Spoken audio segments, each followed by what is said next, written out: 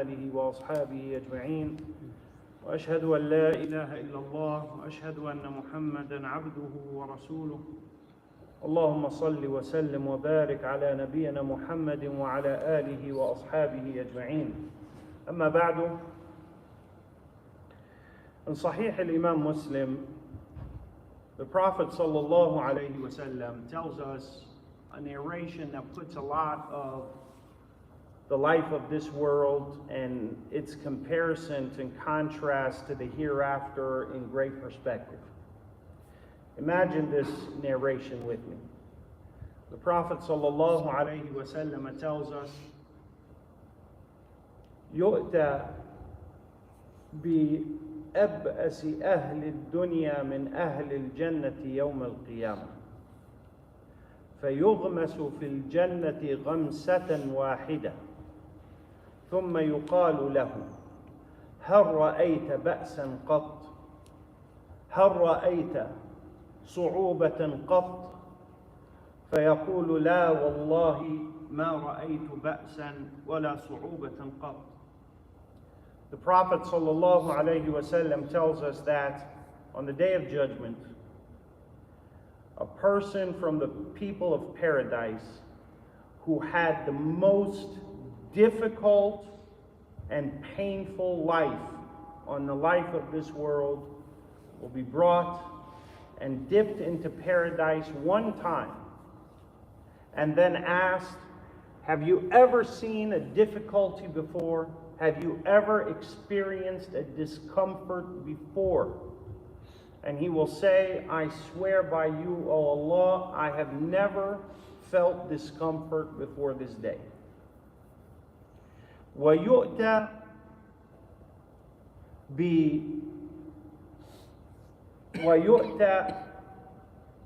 بأيسر أهل الدنيا من أهل النار ويغمس في النار غمسة واحدة ثم يقال له هل رأيت نعيما قط؟ يؤتى بأنعم أهل الدنيا من أهل النار فيغمس في النار غمسة واحدة ثم يقال له هل رأيت نعيما قط؟ فيقول لا والله ما رأيت نعيما قط. And conversely, a man from the people of the hellfire who had the most luxurious, comfort-filled life on this dunya will be brought on the Day of Judgment and dipped into the hellfire one time and brought out and then asked, have you ever experienced a comfort or luxury before? And he will say, I swear by you, O Allah, I have never experienced a comfort or luxury before this day. What does this mean? This means that the intensity of the hereafter makes the life of this world look like what it really is, an illusion of comfort and pain. An illusion of comfort and pain. This is why some people, they get so hung up on this notion that if there is a good God, why do bad things? Why does he allow bad things to happen? This is an illusion. The pains and struggles of this life all wash away in the reality and the starkness of the hereafter. To the point that the people who were not tribulated as much as others on the Day of Judgment, the Prophet ﷺ said, on the Day of Judgment, when the people look to the other people of paradise who had the hardest life, they will wish that they could go back to the dunya and have their skin clipped with scissors just so that they could cash in the reward for that pain on the Day of Judgment. They'll be envious of people who had difficulty in their lives. When they see how rewarded they are with Allah and how insignificant those pains really were, they will wish they could go back so that their skin would be stripped from their body with scissors. This is what the Prophet ﷺ said. It puts the life of this world into perspective. All of us, by the way, every single one of us sitting here right now, every one of us is going to remember this point at the moment when we die. Every single one of us.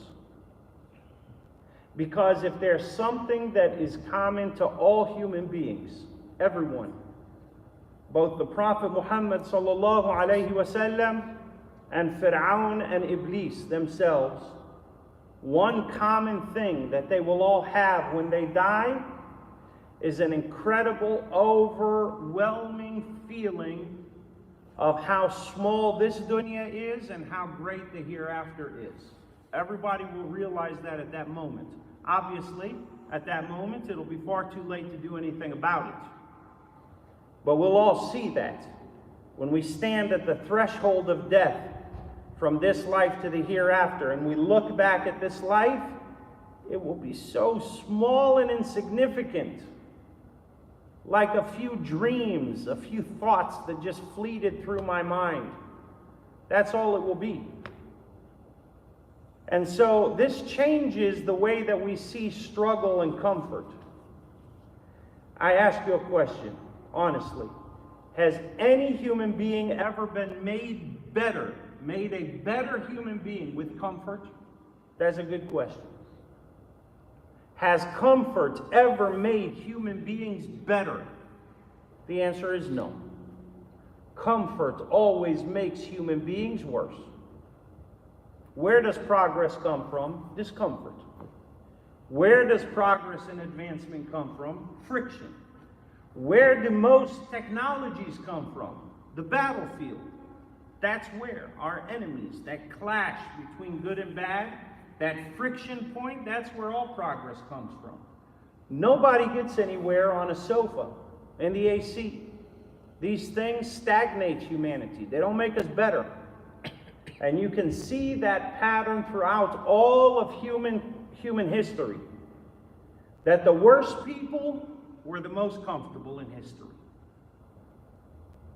And that the best people were forged by the worst circumstances in history. And this really changes our perspective on what is a good sign and a bad sign. This shows us just really how the companions, they were a different breed, how different they were from us, how differently they saw the world. Like if I asked you right now, I'm not a mind reader, but I'm going to take a good guess. Of all the parents here right now, if I were to ask you, what is the worst possible tragedy you could imagine happening to you on this world, in this earth, in this life? I guarantee you most, if not every one of us right now just thought the death of my child, something happening to my son or daughter, right? But what's interesting about that is look at how the Prophet saw that and look at how we see it. In Sahih Muslim, the Prophet ﷺ asked the companions, مَا تَعُدُّونَ الرَّقُوبَ فِيكُمْ? Raqoob in the Arabic language is someone who every time they have a child, the child dies in childhood. Right? And they call him a Raqoob because he's always waiting for his kid to die. So no matter how many kids they have, they die during birth, they die as a miscarriage, or they die in childhood. They would refer to this person as a Raqoob. Right?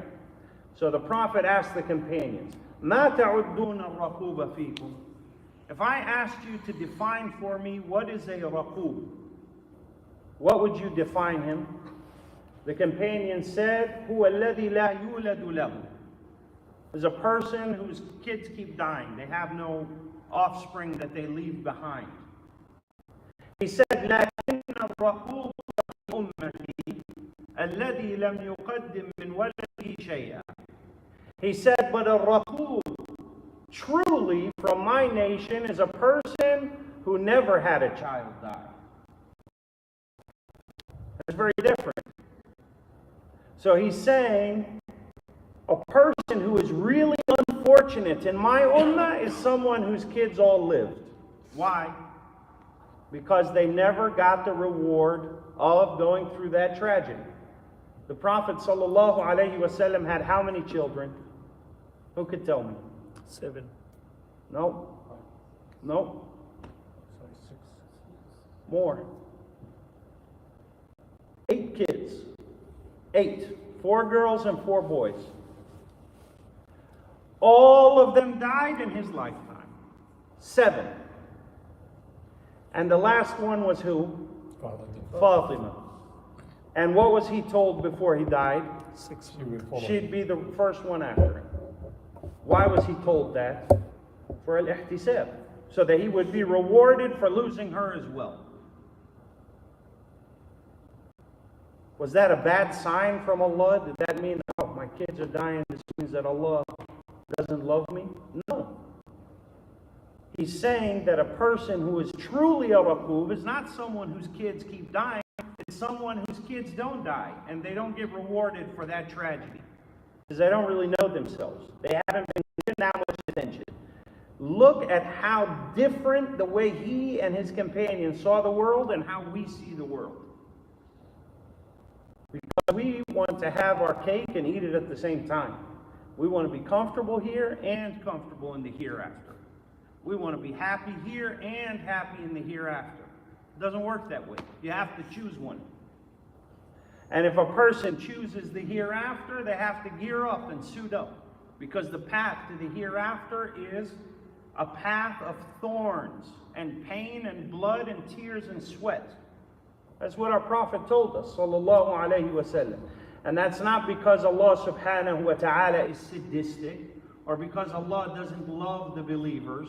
It's quite the opposite. It's because He loves the believers that He doesn't allow them to become too comfortable. Because when we become comfortable, we become arrogant, complacent, entitled, weak, and pathetic. That's what happens when we get comfortable as human beings. And Allah refuses to allow His close servants to be subject to that. He saves them from themselves.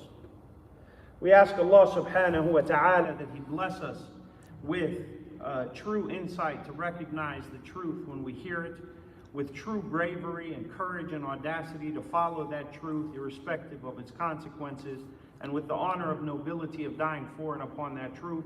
Wallahu a'lam wa sallallahu wa sallam ala nabiyyina Muhammad wa ala alihi wa ashabihi ajma'in wa jazakumullahu khairan.